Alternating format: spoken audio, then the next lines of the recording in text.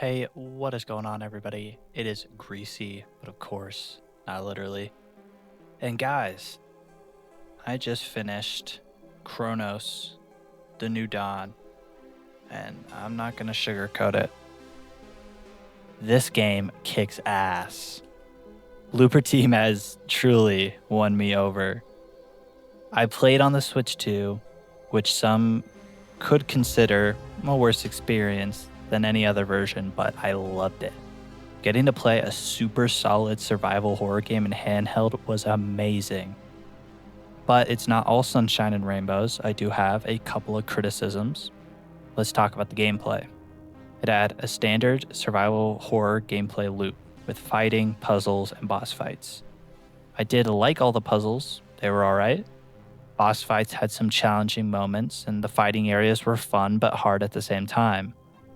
All that's fine, but what really got me was the inventory space.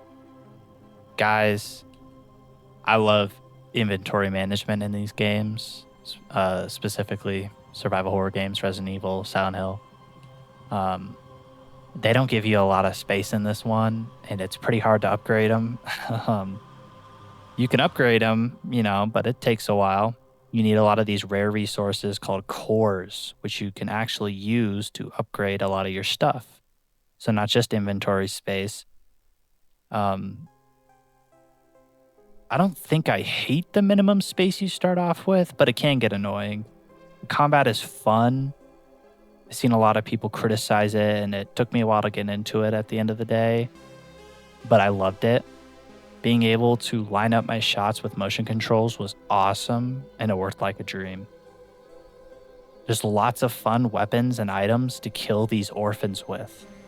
And no, I'm not talking about literal orphans. That is what the monsters are called.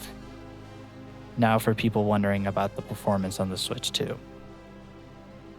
It runs at a steady 30 most of the time. I did have areas where the game would dip, but it really didn't happen too often, so it's kind of hard to complain about for me.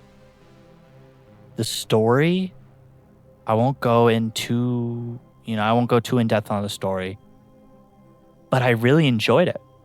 I've seen, some other players call it very mediocre, but I love the mystery, and, the ending is pretty good, accompanied by a fantastic cast of side characters and amazing voice acting and a surprisingly amazing protagonist. She kind of starts off very robotic and really becomes her own character throughout the story. I did enjoy it. Overall, I loved Cronos. I can't recommend it enough. Please play this game. Blooper Team has delivered an amazing survival horror mystery game. I'm going to be giving Cronos a 9 out of 10 on the Nintendo Switch 2. Amazing survival horror, and probably one of my favorite games of this year. What do you guys think of Cronos The New Dawn? Let me know in the comments below. Please consider subscribing if you enjoyed. I'm Greasy, but of course, not literally. And I'll see you guys next time.